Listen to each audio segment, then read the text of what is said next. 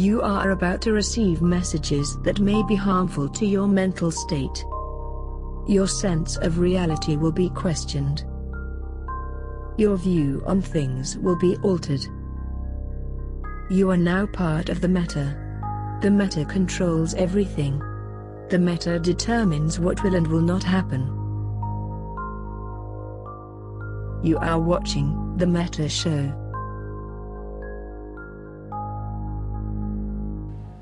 And since I can't tell your screen, just let me know when we are live now. Perfect timing. Perfect timing. I was just saying, let me know when the intro is about to be over, guys, so I'll know when we're live.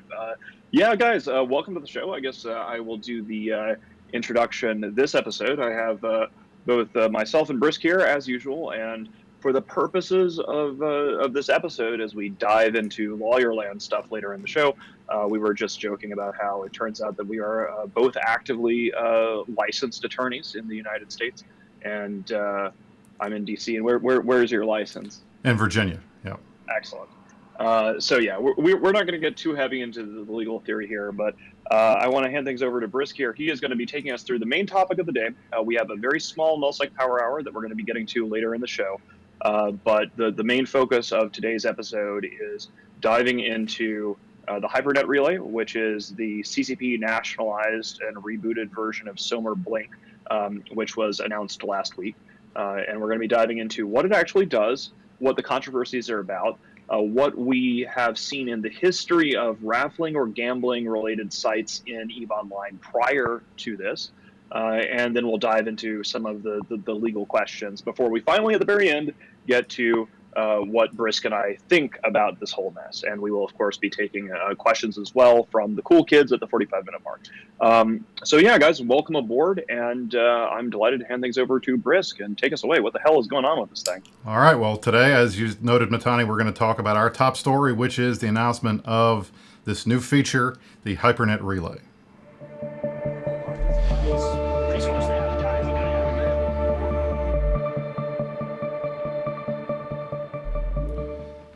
Now, before we get into any details about why people don't like it or why we don't like it, let me explain what this is.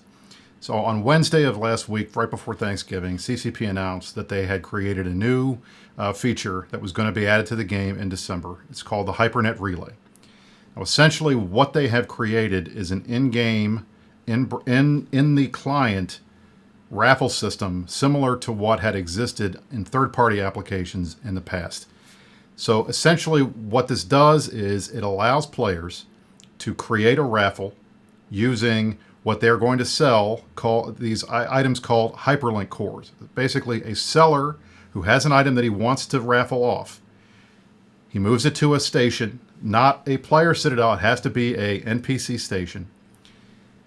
He creates a raffle using hyperlink cores that he buys either off the market or off of the NES, the New Eden store. He can buy the New Eden store items. We assume that it'll be for Plex, but we do not know what they're going to be selling them for, whether it'll be direct cash or whether it will be through Plex sales like they do with skins. But they'll be able to buy them from the NES store, and those will be tradable in the game, so you can use them via the market, or you can buy them directly from CCP. Essentially what happens is the number of tickets that you want to sell for the raffle, which these are called hyperlink nodes, will determine how much you can sell the item for, and then you set the price based on how much you want to get for the item. You put up a certain number of cores that's based on the price of the in-game item, and it scales. I was doing 50 million ISK per ticket, and it was requiring 100, 200, 300 hyperlink cores when I was testing this earlier. Once the cores are in there, you created the raffle, individual players have to come in and they buy a hyperlink node, which is essentially a raffle ticket. In order for the raffle to exist, for a winner to be drawn, all of the tickets for that have to be sold, and they have to be sold within a 3-day time period. Otherwise, the raffle fails. The players who have bought tickets get their money back, but the seller does not get his nodes back. CCP makes a profit off the sale by taking sales tax off the top of the value of whatever sold, and then the player, whoever wins the raffle, and the randomly number generated winner gets the item delivered to the station in which it was originally put up for sale, and then they have to go get it. That's basically what this is. It's a raffle system. It's very similar, as Mitten said before, to Summer Blink, which was a system that was used up until about 2014 when there were issues with it that we'll get into later in the show that resulted in it being shut down. But this is the first time in Eve that there has been an in-client system that allows any form of what is essentially gambling. Now, since the announcement on Wednesday, there's been a considerable amount of controversy over the fact that CCP is now getting back into the gambling business. We have seen complaints from players ranging on a variety of subjects, including, first of all, that gambling was removed from the game from the past. There were third-party gambling sites that have been around for a very long time. Mittens is going to go into that in a little bit here in our history of Eve gambling. But there was real concern that after a 3-year hiatus that this was suddenly being reintroduced into the game. There's concern from players that this is just another cash grab, another form of microtransactions that the game is being monetized with. That's going to result in more money from CCP and more money that players are going to have to shell out to be able to engage in activity in the game. There's complaints that this is a predatory attempt to capitalize on players with gambling addictions. That it's designed to feel like a gambling experience. There are blinking lights and sounds that are similar to gambling machines that you may see in a casino. There's also concern amongst players that this potentially allows for minors to engage in gambling in the game, and particularly because it's in the client. Then there's also complaints players weren't asking for something like this. If anything, they were asking for the ability to wager on the Alliance tournament as they had in the past. But since there's no wagering in Eve and there's no Alliance tournament in Eve anymore, that made it difficult to do either of those. And then finally, there was the standard bitter vet argument that we hear every time, and I apologize for putting it in those terms, but that's what it is, that why didn't they fix the game instead of creating this new development that took up and sucked up a bunch of resources that otherwise could have been used for fixing capitals or fixing citadels or balancing, ship types or those types of things. So we had a lot of controversy, and it's still ongoing. And I think we've seen a lot of debate inside the Eve community. I think we've seen it a lot on all the talk shows. We had a long conversation about it on Open Comms last night. Push to Talk earlier today had a long segment on it. And it's kind of divided the player base. Some players are okay with it, others are not. And I think there's a lot of emotion on both sides of this issue. So we're going to do our best today to present this as even-handedly as we can. But I think at this point, given how gambling in Eve has been such a big deal for those of us in the Imperium, and I think in the overall meta of the game, I'm going to kick it over to Matani so he can talk a little bit about the history of gambling in Eve, in particular the last couple of iterations where we saw casinos and Summer Blink and those types of things. So, Mittens, it's all you. Excellent. Thanks, Brisk. One of the things, and also, guys, somebody mentioned in chat that I sounded a little bit quiet, so let me know if I am. I don't know if that's just one dude or what have you. I will try to herf blurfs and be loud, which conveniently I'm good at. So one of the things that cropped up when news about this was announced, I realized pretty rapidly that gambling in one form or another, or raffles, or things that are sort of skirting the line of gambling or not gambling, has been a part of EVE Online in many cases since the very early days. And many people who have been playing for a while might have, I'm getting information that my mic sounds a bit bad and poor sound quality, so I need to be careful about that. Somebody's saying audio is fine. I will do my best, guys. I apologize if there's an issue. So gambling has been a part of EVE in one form or another, not officially sanctioned by CCP, but tacitly allowed for a very long time. And we're going to go look at the history and compare and contrast some of these different things from the sort of granddaddy of them all, which is EVE Online Poker. So EVE Online Hold'em started in the fall of 2007. And I believe the person who came up with it originally was Curzon Dax. And you also had, I'm going to mangle some of these names, guys, but the historical record, Nyaria and St. Stephen were hired in 2008 to be the developer and banker. They took ownership of the project in 2012. And this was the first main gambling site in EVE. And I myself remember when I was a little newbie actually checking it out because poker was like a really big deal on the internet back then. And it ran for 9 years, and it was sort of a small community that was very active and very dedicated. There was never any involvement in null sec politics. There's no casino war nonsense. I think that it speaks to how well handled I think EVE Online Poker was. That it did get shut down in 2016 when CCP went through and banned all third-party gambling services. But EVE Online Poker was an example, EVE Online Hold'em, I should say, was an example of a gambling site that didn't really interfere in the rest of the game, didn't cause any problems, didn't have any dramas or anything like that. So I think it's important to talk about EVE Online Hold'em as an example of the fact that it is entirely possible to have a site or a game activity that relates to sort of raffly or edge case, loot boxy, gambling-y, whatever you want to call it. You can do one of these things in a way that does not destroy lives. You can do this in a way that does not cause drama. You can do this in a way that results in a well-balanced and cool community, which later on we'll talk about some of the features of the Hypernet Relay that I think are particularly interesting. One of them is the fact that you can set up your own sort of individual private community lotteries, essentially. And so, yeah, EVE Online Hold'em, great example, and that's going to be our lodestar of like, these are the guys that did it right and no drama. So then where things get really kind of interesting, and guys, please correct me if we're wrong in chat, like if you happen to be a subject matter expert on one of these things that I'm talking about and I get something wrong, just say so. The next big one, of course, is Sommerblink. And when we're talking about the Hypernet Relay, it is just, I think the easiest thing to do is realize the Hypernet Relay is a nationalized by CCP version of Sommerblink. It imitates Sommerblink. I think there's a couple of features that are not there yet in the version that we've seen on the test server, but over time this will probably develop in this. And when Sommerblink was shut down in the midst of a storm of drama, which oddly enough didn't really have that much to do with the actual gambling, but it was a complete shit show. But when it did get shut down, I think that left a hole in the community for the number of people that were really into Sommerblink. And there were a lot of people that were really into Sommerblink. Based upon the statistics that we were able to find, January Valentine and Jay Amazingness did a whole bunch of work before the show, digging up all the details of stuff. So I can't get any credit for what I'm just reading what they dug up. 94,000 accounts, 94,000 accounts active on Sommerblink at the end. So that is a pretty big chunk of the player base, because unlike with alts or anything like that, where you can be like one dude with 20 accounts, we're talking about 94,000 players in a game that we typically estimate has, at any given time between 250 and 500,000 players. So it's a pretty big demographic chunk.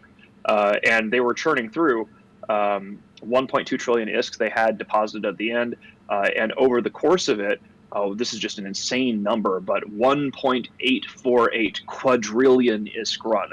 A quadrillion is a number that is basically impossible to conceptualize. Like when people talk about the difference between a million and a billion and how, it just sounds like you're changing one consonant, but in reality, like they're mathematically speaking vastly different numbers in terms of scale. When you're talking about a quadrillion ISK, the mind recoils in horror. There's really nothing for you to latch onto. It's like talking about having the pressure of 88 elephants on the head of a pin. What the fuck does it even mean? It's just a lot of fucking money.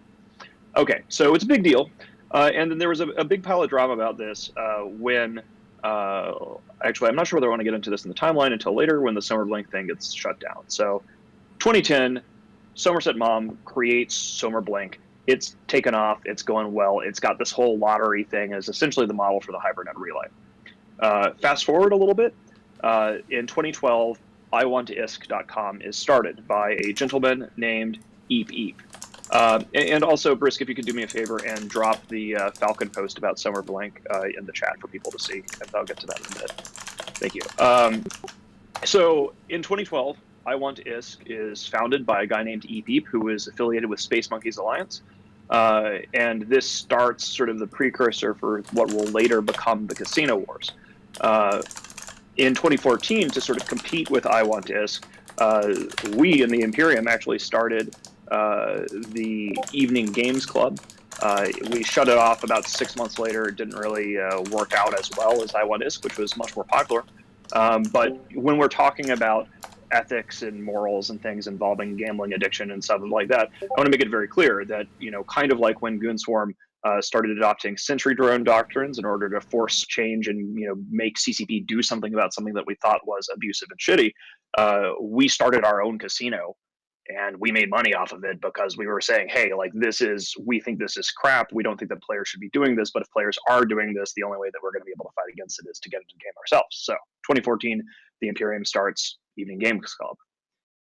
Meantime, there then is a huge pile of drama involving Summerblink. Summerblink gets shut down because basically they tried a new promotion, which will be overly complicated to get into here. But basically, like if a player bought Plex from one of Summerblink's affiliates, thus paying real-world money for the Plex, and then gambled that Plex, they on Summerblink they would be able to repurchase the same Plex. This is before Plex was fractional, guys. This is like in the back of the day, the unitary 30-day time card.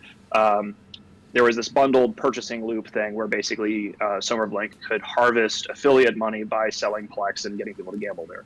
And then they also like made this really stupid move of picking a fight with CCP's marketing director. This is actually pretty funny. So they decided that they were going to pick a fight with CCP's marketing director at the time, who is now, I believe, at NVIDIA, and posted a log of this. So there actually ended up a chat log of the Summerblink guys just like being shitty to a CCP high-level C-suite official, right?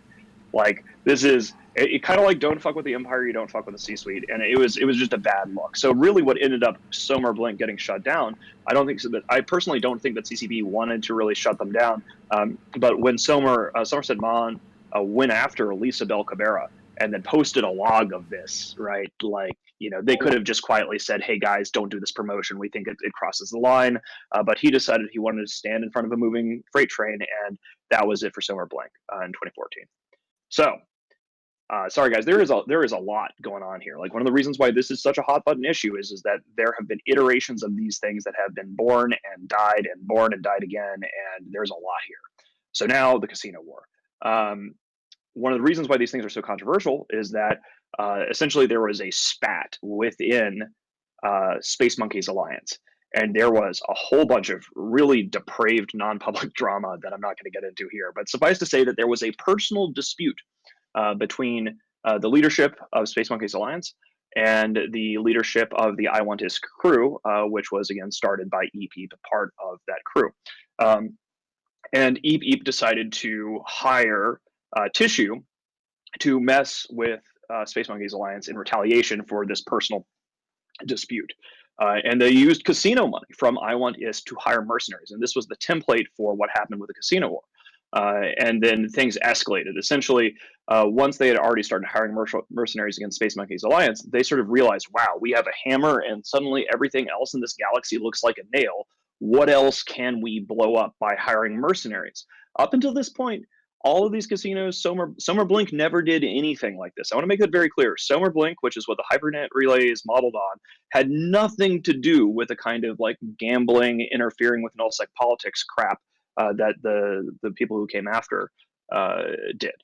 So then suddenly Lenny Kravitz is also affiliated with that. Lenny Kravitz and Iron Bank start hiring all these mercenaries to try to like destroy the Imperium, and it escalates from the SMA thing.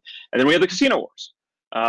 CCP is in April of 2016. CCP Seagull is interviewed by Stephen Messner for CCP for PC Gamer, I believe, and is asking, what's up with all this casino war stuff. And the position of CCP was that essentially it's a politically charged situation where any move we would make or not make potentially impacts the current conflict. You can argue for either side. This is a key point. During the casino war, CCP was aware that this was dodgy, what was happening, but they were afraid that if they did anything during the casino war, they would look like they were taking the side of either the Imperium or the gaggle of idiots trying to kill us, the Money Badger Coalition.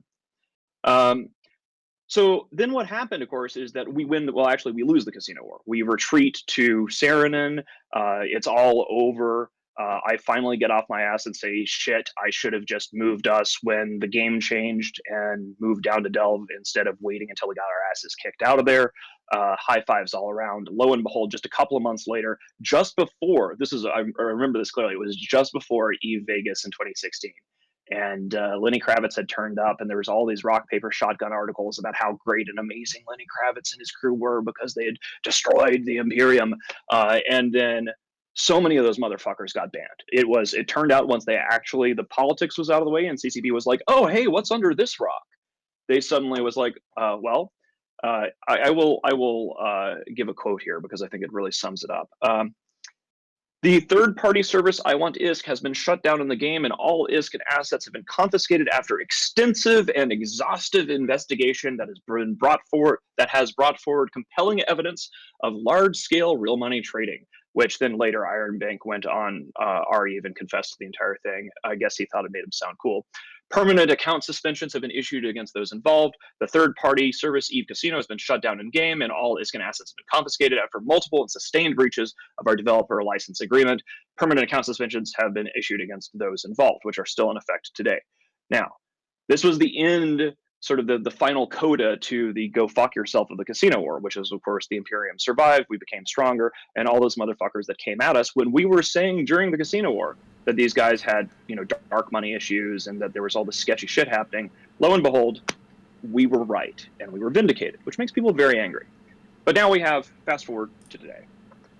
Again, lots of history here, lots of controversy. And I wanted to separate the casino war controversy involving iWantISK and Ep and Lenny Kravitz and all of the things that there was so much press about during the casino war. Because in reality, what we are dealing with here today with the Hyperlink Relay is something that is the 2014 and prior era Somer Blink system, which was a different sort of animal that never engaged. Somer Blink wanted to make money in the real world, right? He wanted to monetize what he had created that was very popular. He got into a fight with CCP's, like their top marketing people, and he lost that fight, which he was never going to win in the first place. And so that's what we're dealing with here today. So, long recitation. Now we're all on the same page, and I wanted to hand things over to Brisk to sort of dive into the legal stuff, because now things get even more interesting and even more complicated. Liability everywhere, or what is value really? So the biggest issue, and I think one of the things that we're all concerned about, is unless you have been living under a rock over the last 2 years, if you play video games, you're aware of the current controversies that are all over the world. It's not just the United States, and it's not just in the European Union, about the types of microtransactions that players find okay and the types of microtransactions that players find to be predatory or abusive. It started most recently with the Electronic Arts issues with Star Wars Battlefront and having specific high-end content that was gated behind either a massive grind or paying money for loot boxes that you couldn't be sure you were going to get the item that you wanted. This caused a big stink. It was a massive issue 2 years ago, and it's still an issue out there. And because of that, a lot of regulatory agencies, not just in the United States, but in the European Union, in Asia, have all been starting to look at video games and microtransactions in a different light. Now, one of the problems that we have when we talk about these issues is, first of all, we're dealing with an emerging area of the law. There is not a lot of settled law in any jurisdiction over whether or not these issues are gambling specific, if they are regulatory under video game regulations, if they want to regulate them that way, if it requires new legislation that specifically sets up a regulatory regime, or they can shoehorn them into the existing gambling regimes. All of these questions are still being debated, and they're actively being debated today. So anybody on the forums, anybody on Reddit, anybody on any of the talk shows that tells you they know for a fact that this is true, those people are not telling you the truth. So I'm going to caveat everything that I say here today with this is based on my understanding of the existing law, my legal training, and as a licensed attorney, I can at least talk about the stuff in the United States, and particularly as it comes to the jurisdiction that I practice in, which is Virginia. Now, granted, a lot of this stuff is on the West Coast. Washington State seems to be the leader. The Ninth Circuit U.S. Court of Appeals seems to be the leader in dealing with this issue. So that's not in my jurisdiction, but I'm at least aware of the case law and the precedent out there. But anybody that tells you that they know exactly what this is, they don't. And you're dealing with stuff in the EU, you're dealing with stuff in the UK in particular, Belgium, the Netherlands. certain countries, every country's regime for dealing with these things is different. And in the United States, you have federal law, but you also have individual state laws that also regulate gambling and regulate games of chance and regulate all of these different types of things that have to come into play too. So we're dealing with a veritable minefield of legal issues. Now, that being said, there is enough precedent and there are enough ways that you can look around that you can take a look at what CCP is doing and come up with an educated guess as to whether or not this is going to be found to be legally gambling, whether it's going to be regulated or those types of things. And that's kind of the analysis that I've done, and I'll give you my take on it. Based on what I've seen so far, it seems to me that CCP has done a very good job in crafting the hyperlink relay to get around a lot of the gambling law issues that otherwise would have cropped up. The reality, as far as I can tell, unless they did something crazy that we're not aware of at this point, there's never an exchange of real-life currency for any of these hyperlink nodes or hyperlink cores that you need to participate in this program. All of it is done through in-game currency, through ISK. Now, some of you are going to say, well, you can buy ISK with Plex, and that means it's tangible, but that's not how the courts in general have viewed these types of things. The purchasing of in-game currency with real-life currency is a separate transaction. It is specific. It's a specific contractual obligation. You're buying an in-game item of value or service, and therefore, that's okay. You can do that. Nobody is saying that you can't do that. But since there's no cash being bought with these cores, once the transaction is over and it moves into you're taking ISK and buying something else with it, it's a separate transaction that has nothing to do with the first transaction. So you can separate these two out. That's legally how it's going to happen. So because an alpha player who has never paid CCP a penny can generate ISK in the game for free, never having to buy it, take the ISK that he has generated through in-game activities, buy hyperlink nodes, sell an item through a raffle system, or purchase an item through a raffle system, and then pick it up and never have spent a dime of real money, I think you're going to be very hard-pressed to say that there is illegal gambling happening that can be regulated, or that a person, an individual, could sue under the gambling recovery laws that we have in the United States. And essentially what those do is they allow somebody who's had their money taken away through an illegal gambling system to get the money back. Most of the time, those suits, at least against video game companies, have been dropped. A lot of them in Washington State, but they're typically thrown out of court because of what I just said, the way the transactions are set up. Now, this is way in the weeds legal stuff. I don't want you guys your eyes to glaze over, but the reality is, I've talked to CCP. They have had multiple legal reviews that have gone through the existing system back in 2014 when Summer Blink was doing it. They have gone through and looked at current issues, and they're satisfied that they have done everything that they need to do to get around any concerns that this would be illegal gambling. Now, on the loot box side of things, which is different from the gambling side of things, on the loot box side of things, all of that there is completely different because these are raffles. They're not selling chances to win items directly. You're not buying a loot box or a key to a loot box from CCP. It's all person-to-person trades inside the game. It has nothing to do with the company, the system itself. So a lot of the concerns that folks have with loot boxes is gone because there's no direct relationship between a player buying from CCP something that they are having to gamble with. It's all player-to-player transactions, which is typically how EVE is done. So the loot box issue, I think, is a secondary one, and I think unless a regulator takes a look at this system and says we don't want anything like this, and then and makes new law essentially, I think CCP is pretty safe in that regard. But I think at the end of the day, you're going to see people getting into debates over what is value, what is a wager, what types of federal law could be involved in this.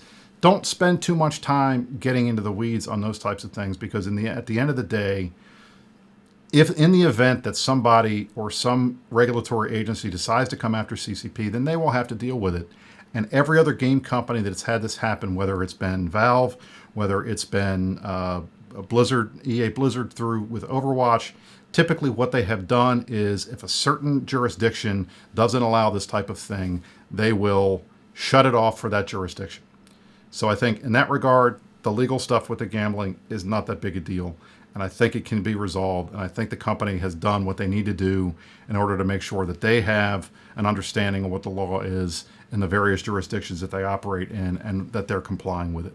That's my take as a lawyer. Your mileage may vary, and we'll wait and see if a court ever has to decide any of this stuff.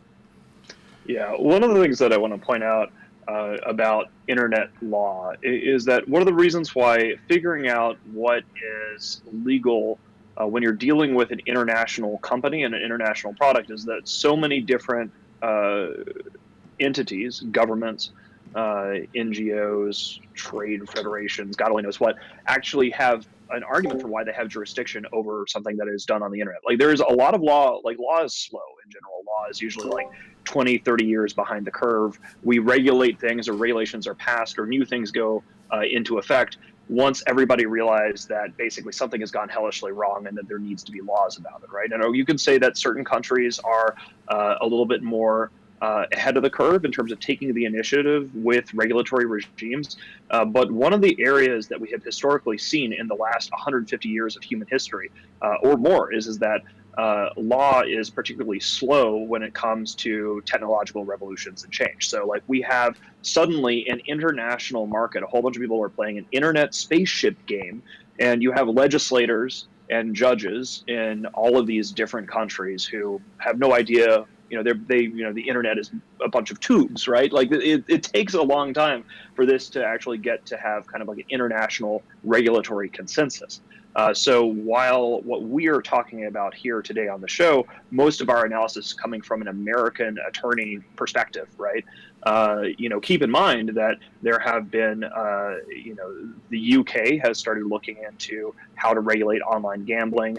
Does a lottery count as gambling? What counts as value in the United States might not count as value from a legal definition in the EU. And one of the reasons why we, people who are attorneys that play these games, kind of roll our eyes when we see people like herfing blurfs on Reddit about, oh my God, like so and so is going to do so in Texas law, is that nobody really knows what the fuck is going on, right? At the end of the day, nobody really knows what the fuck is going on. And from like a critical legal theory perspective, when we're examining like lobbying and power dynamics and stuff like that, for all we know, tomorrow, a confluence of interests within the EU could decide that they're going to have a crackdown and start prosecuting entities or finding entities that are engaging in online gambling, and suddenly all of this stuff that we've been talking about, how right now it looks like it's perfectly fine, will get, the table will get flipped over, and really a lot of it has to do with like money and power and the influences of various industries. So, for example, in the United States, there was this huge boom in online gambling, and particularly poker was like a huge deal in the mid 2000s. And this is again calls back to the EVE Online Hold'em poker as an example earlier in the show.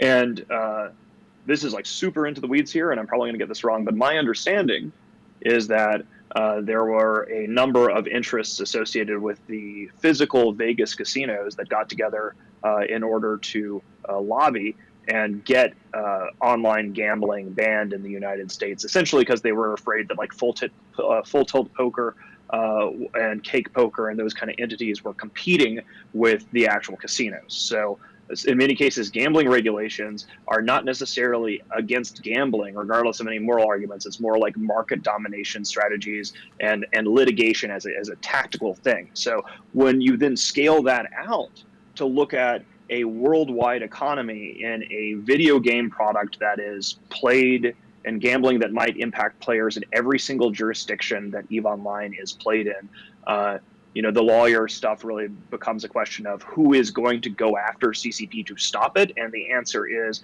probably no one, because why bother? If there is an anti-loot box push from one of the major great powers, you might see something change. But I think it's fair to say that CCP has done their due diligence. If they have been speaking to a number of attorneys, if they got some outside counsel on board to write themselves some briefs regarding this, they're covering their asses enough before they'd launch something like this into this environment. So, yeah, that's the big lawyer land overview.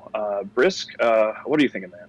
Well, I wanted to highlight what you said, because the online casinos fighting with the real life casinos, that was legitimate. That happened, and I was, unfortunately, I was front and center for this debate in 2006 when online gambling was prohibited in the United States under federal law, because they tacked that bill onto the Coast Guard bill that I had been working on to get it passed. And it was one of the things I got into a big argument with Speaker Boehner about it when they did this.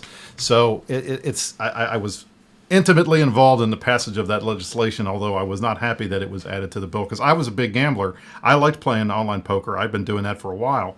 And all of a sudden, all of us who had accounts with all these online poker, I played Paradise Poker, was the site that I played on. You cashed your money out, you got your check from your Guatemalan bank, and then you shut it down because you couldn't transfer any more money anymore. So that's been the law since 2006. A lot of times, a lot of places, people. I'm looking in the chat, and some of the concerns that they have, you guys are conflating a lot of different things.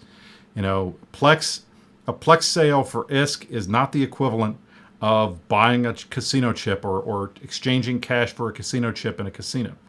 That chip is fungible. It has value because you can turn it back into that casino and they will pay you cash out. And the fact that, yes, it is possible to RMT in EVE and get value back for your ISK, it's not legal to do it under the terms of service or the end user license agreement from CCP. You do that, you're going to get banned. We see it happen all the time. It's the reason why all of these casinos were banned in the first place. There's no legal, legitimate, sanctioned way to get your money out of EVE. And that's whether that's Plex, whether that's skins, whether that's character training certificates, whether that's any of the stuff that's sold on the NES store for Plex that you can buy, and then you buy cash, Plex with cash. None of those things can you extract the value out of it legally.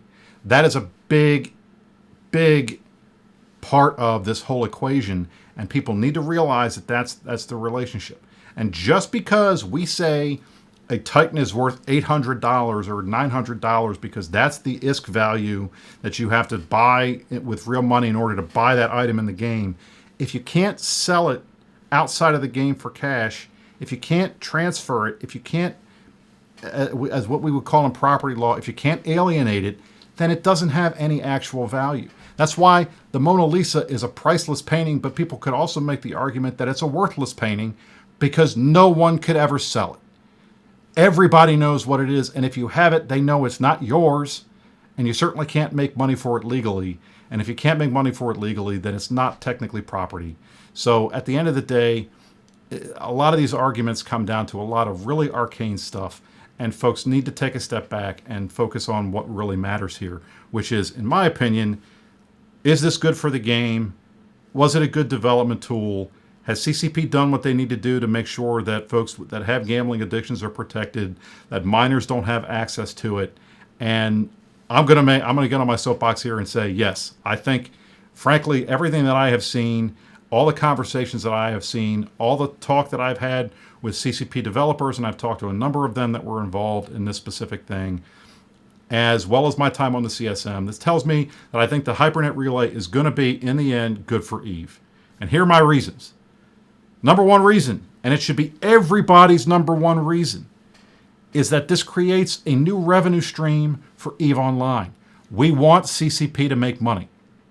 I want them to make money. You should want them to make money. Because when they make money, then the game keeps going. And when they make money on things like this that have pretty low administrative costs, they can take the revenue that they're making and they can use it to put into resources to fix the stuff in the game that doesn't generate new money and new profits, which is balance changes, which is reworking of existing mechanics, which is quality of life stuff, all the stuff that we bitch about on the forums and on Reddit and on the shows all the time that CCP needs to do. Things like this fund that stuff. So I want them to put as much of this type of stuff in the game. Let players have the option, if they want to spend money on this stuff, to do that. It creates new revenue. They can take that revenue and use it for anything that they want. And frankly, I really hope that, unlike they have done in the past, the company will spend the money that they make from EVE Online on EVE Online, fixing the stuff that doesn't generate revenue. I think the second thing is this creates another ISK sink. We need more ISK sinks. Everybody's concerned about the amount of ISK entering the game. Having another sink, they're going to take taxes off the top of all of these transactions. That's a good thing. It provides another way to get money out of the game. Third, I don't want to hear from people that this was not asked for or nobody wanted it.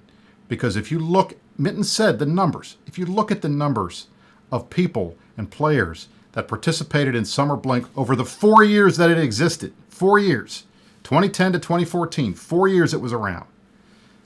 1.848 quadrillion ISK was won and changed hands. That's crazy. And this was pre-Rorqual mining. This was pre-massive Plex sales and things along those lines. This was all done in the heady good old days of EVE, back when we had 60,000 players playing the game. This was not done recently. And frankly, I don't see how anybody can argue that there was no desire for players to do this, because it obviously was there. And I don't think that that desire suddenly went away simply because the site went away. This is something that players wanted. They didn't think they could get again because of the way that this went down. So they weren't asking for it. But it doesn't mean that it wasn't wanted. And I think, frankly, from what I understand, having talked to Rise in TIS Discord, we've talked with him about this.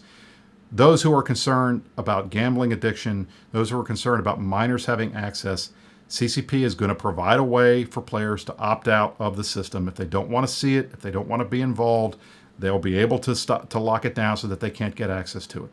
I think that's the most reasonable thing that anybody can ask for, and I think it's the most reasonable thing for the rest of us.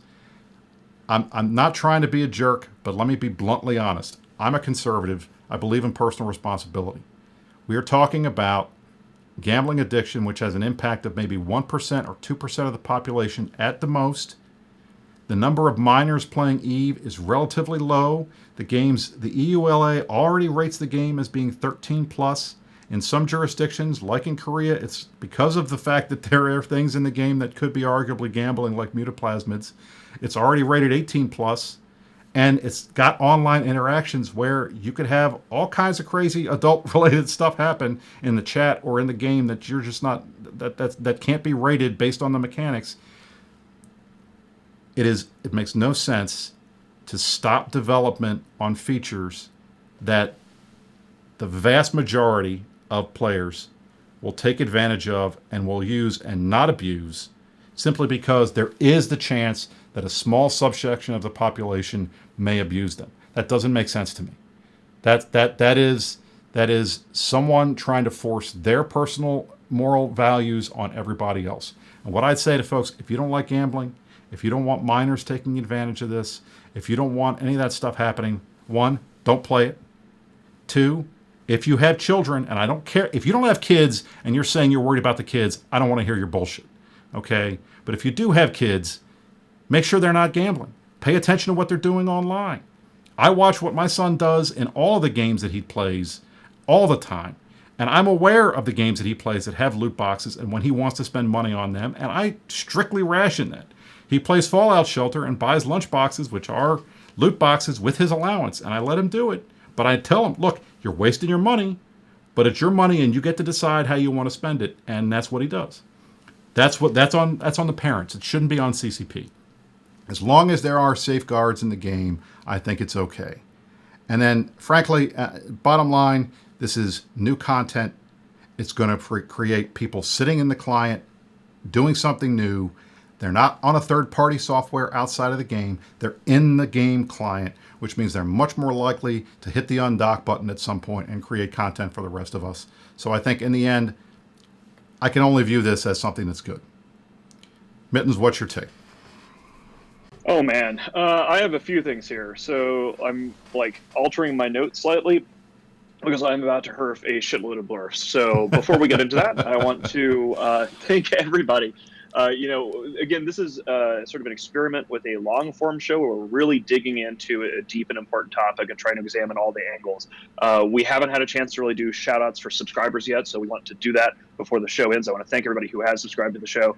We have not forgotten you. We are dealing with lots of topics we're trying to shove in here and get it right. So thanks, guys. I appreciate it. We're in Cool Kids mode. If you have questions and you want us to follow up on a particular topic regarding the Hypernet Relay or about something else, let us know here in chat. We will also be having a very short Null Sec Power Hour at the end of the show once we get through the last of the Hypernet Relay stuff. So let me just back things up here and give my personal opinion on this. This is something that at a fundamental level, I don't really look at emotionally. Like I have, I sort of crush my feelings off to the side. I have some emotion-based opinions on this, but from a practical perspective, this thing is a speeding freight train. And standing in front of the speeding freight train with a protest sign is just going to get you mowed over. There are so many reasons why this feature adds value to CCP, both from a player perspective and from a business perspective.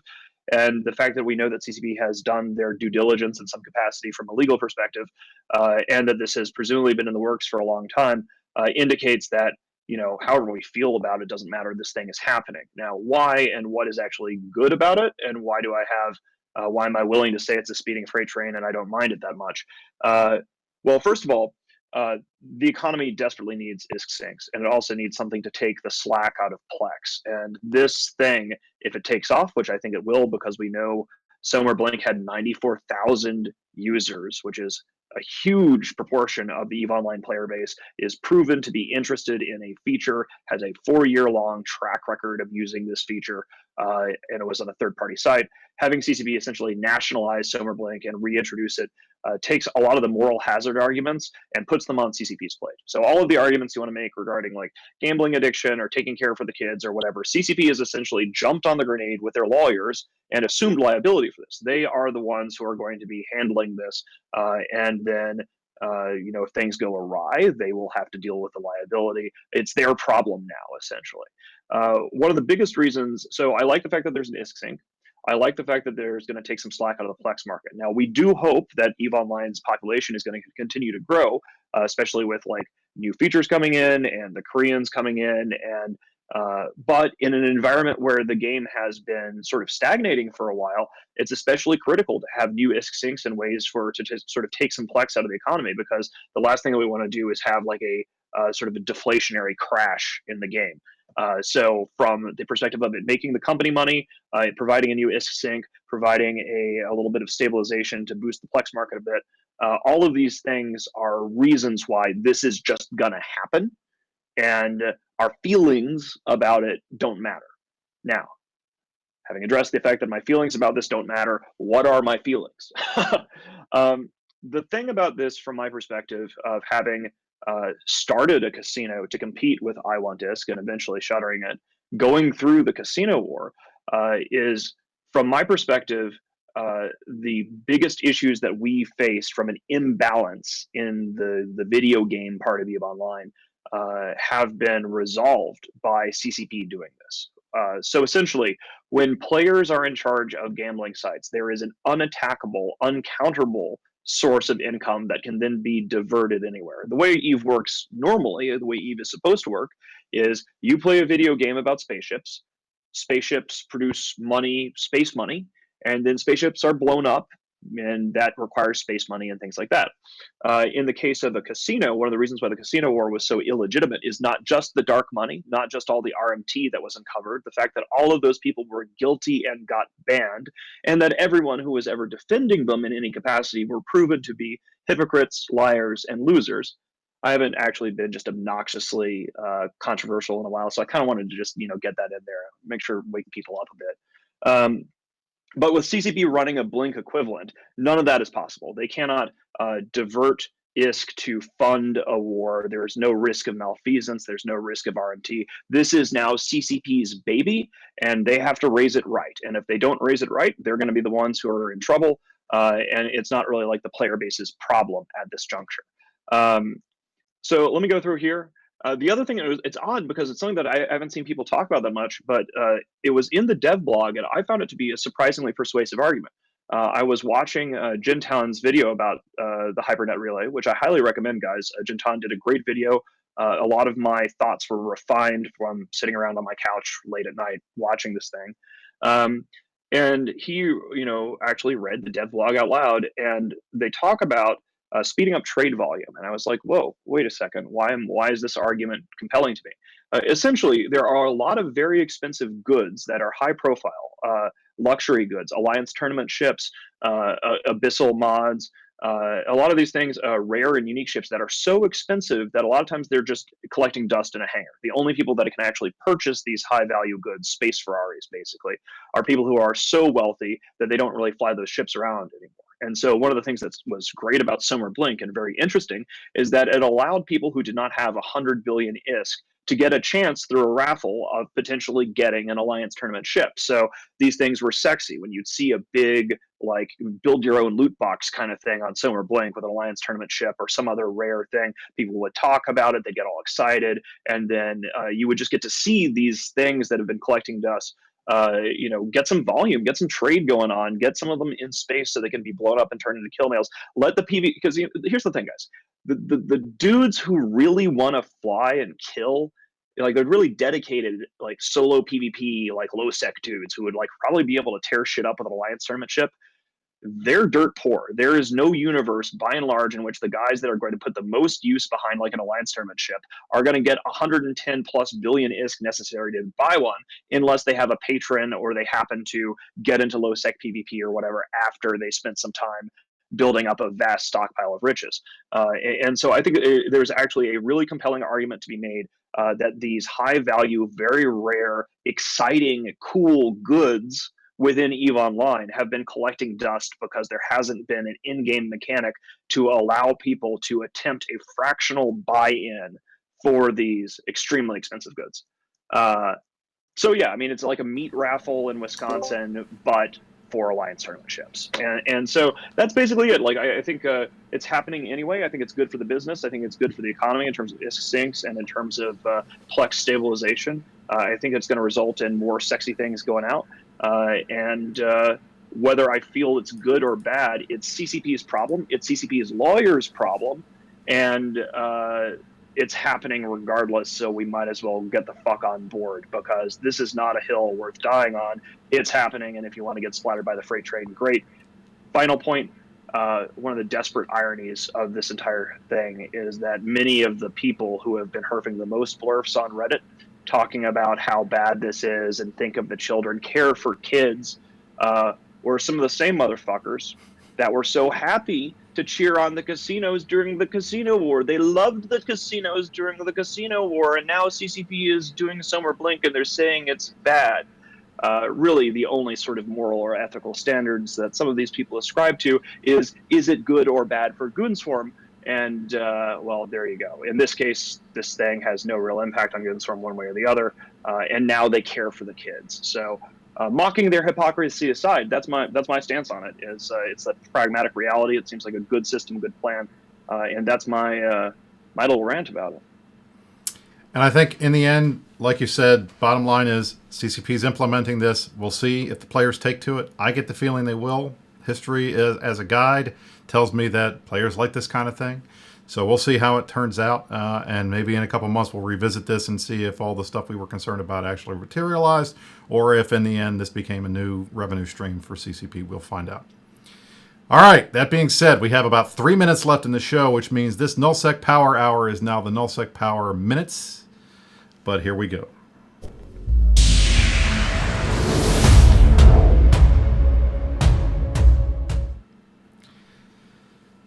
Now, in the end, essentially what happened last week, and we didn't have a chance to really talk about it on the last show, we saw finally the Team Talos rapid fire release, what that was going to be and what it impacted. And I'll put the link to the patch notes up in the chat.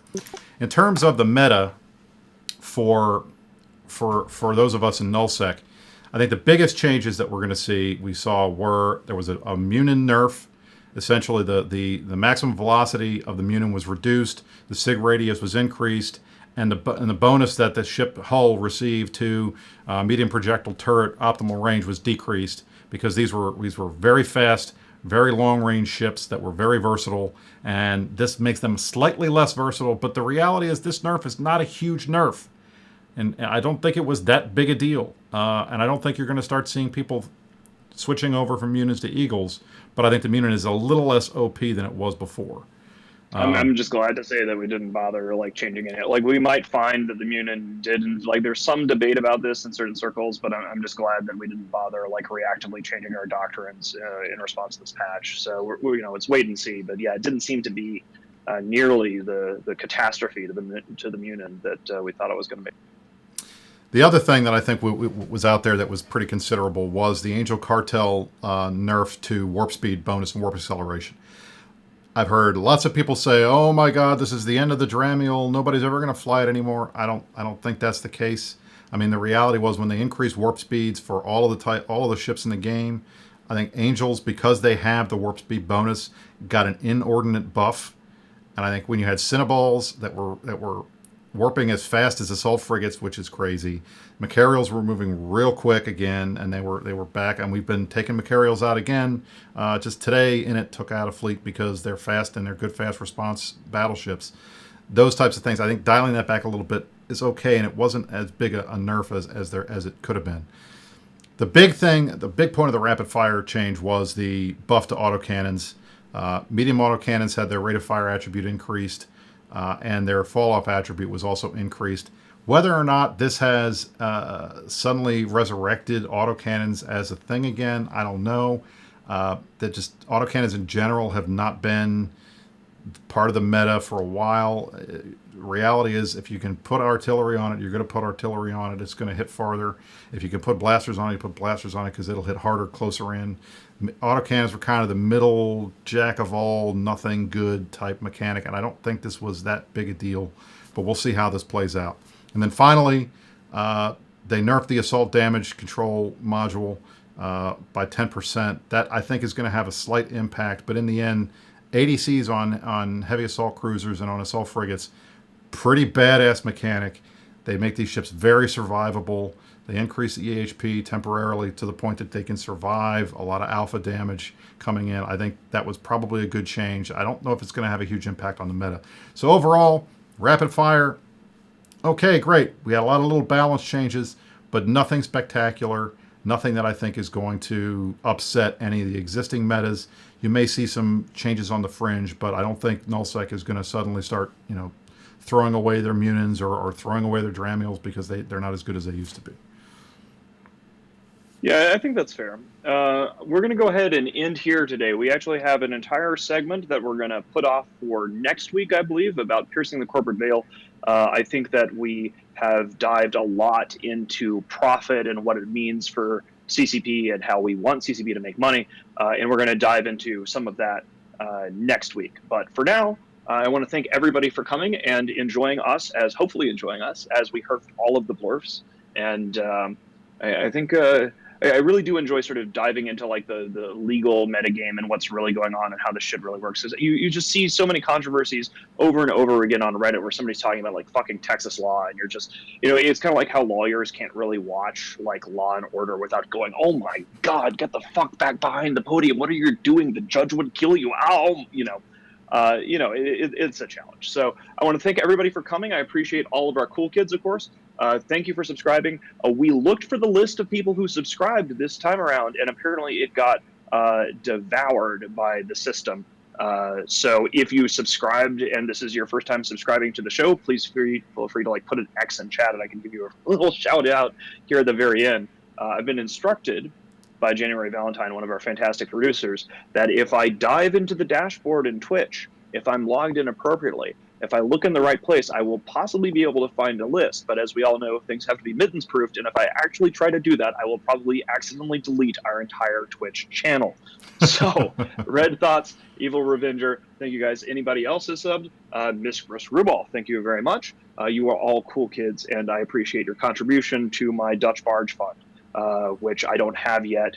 And maybe I should invent. And I also saw Robert Katrick's subbed earlier, and that was pretty cool. I'm guessing that's another Villy account. So thank you all so much for coming. We will see you next week, same time, same channel. Thank you, Brisk, for helping me out and going into all of the legal weeds. And I didn't know that you were actually front and center on the gambling controversy. That's a fantastic thing. Pretty crazy. Thanks again, Mittens. You're a good co-counsel, and you stay classy, New Eden. We'll see you next week.